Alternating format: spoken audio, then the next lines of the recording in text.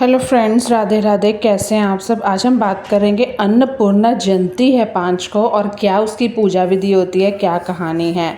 क्या कहते हैं कि हमारे धर्म में, हिंदू धर्म में, देवी अन्नपूर्णा देवी पार्वती का अवतार है जो भोजन और पानी की समस्या को खत्म करने के लिए धरती पर प्रकट हुई थी। भगवान ब्रह्मा, विष्णु और दूसरे भक्तों के कहने पर देवी पार्वती ने हिंदू कैलेंडर के अनुसार मार्गशीर्ष महीने की पूर्णिमा को देवी अन्नपूर्णा का रूप लेने का फैसला किया। इस दिन को अन्नपूर्णा जयंती कहते हैं और ये हर साल देश के अलग अलग हिस्सों में मनाई जाती है। तो अगर आपको शायद पता हो, माँ अन्नपूर्णा की तस्वीर लगाते हैं लोग रसोई में। अब आपको उनकी पूजा कैसे करनी है वो भी बताऊंगी। अन्नपूर्णा जयंती देवी पार्वती को समर्पित है जिन्होंने अन्नपूर्ण देवी के रूप में अवतार लिया था। मार्गशीर्ष महीने में जब शुक्ल पक्ष की पूर्णिमा आती है तो हिंदू भक्त अन्नपूर्णा जयंती मनाते हैं।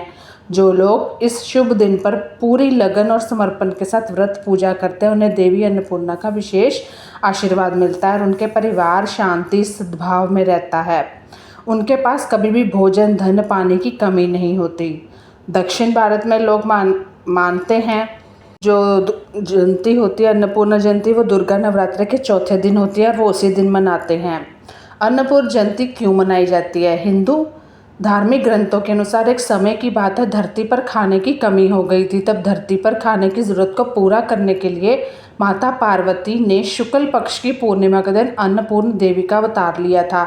इसलिए माता पार्वती के अन्नपूर्ण देवी रूप की पूजा करने के लिए भारत के लोग अन्नपूर्ण जयंती मनाते हैं और अपनी सभी इच्छाएं को पूर्ण करने की प्रार्थना करते हैं। अन्नपूर्ण पूजा कैसे की जाती है। सबसे पहले पूजा करने वाले को सुबह जल्दी पूजा की जगह और किचन की सफाई करनी है। उसके बाद लोगों को अपने घर, पूजा की जगह और किचन को शुद्ध करने के लिए गंगा जल छिड़कना है। और फिर आपको किचन के गैस स्टोव की हल्दी, कुमकुम, अक्षत यानी कि चावल टूटे हुए ना हो और फूलों से पूजा करनी है। कहते हैं ना कि जिस काम को करने से आपका मन खुश होता है आपको वही करना चाहिए। ठीक है, हमें अपने ईश्वर को प्रसन्न करना है, उनसे प्रसन्न होना है, उनको प्रसन्न करना है। क्या हमारे कर्म है वो देखना है। पूजा की जगह पर देवी अन्नपूर्णा की मूर्ति रखें और एक धागा लेकर उसमें 17 गांठें, 17 यानी कि, और फिर उसमें चंदन कुमकुम मिलाकर अन्नपूर्ण देवी की फ़ोटो या मूर्ति के पास रख दें। इसके बाद भक्त देवी को खूबसूरत साड़ियाँ और गहने भेंट करते हैं। लोग अन्नपूर्ण देवी की कथा पढ़ने के बाद आरती गाते हैं, फिर अन्नपूर्ण देवी से उनका आशीर्वाद और कृपा के लिए प्रार्थना करते हैं। लोगों को गरीबी और ज़रूरतमंदों को दान वगैरह देते हैं, क्योंकि दान भी लगता है। गुप्त दान, किसी को बता के दान, आज हमने ये दान किया, वो तो कभी भी नहीं लगता।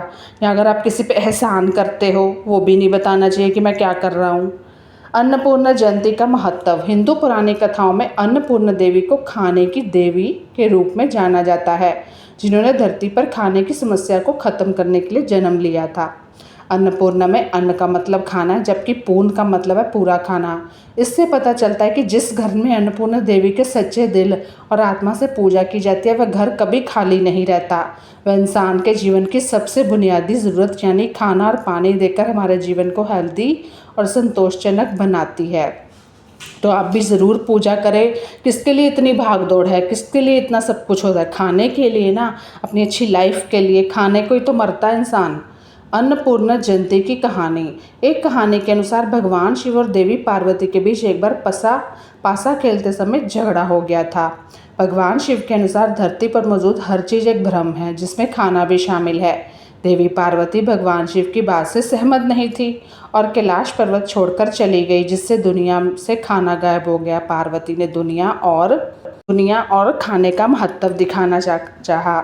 ये बात तो है, दुनिया आपका तब तक महत्व नहीं जानती जब तक आप उनको थोड़ा छोड़ के नहीं जाते, उनको थोड़ी स्पेस नहीं देते। जब पूरी दुनिया को खाने की ज़रूरत थी तो भगवान विष्णु और ब्रह्मा ने देवी पार्वती से अन्नपूर्णा देवी का रूप लेने और दुनिया की भूख मिटाने के लिए कहा। देवी पार्वती ने देवी अन्नपूर्णा का रूप लिया और दुनिया को भरपूर खाना और पानी देकर उनकी भूख मिटाई और इस दुनिया बची और फली फूली। तो कैसे लगी ये कथा ज़रूर बताइएगा। धन्यवाद।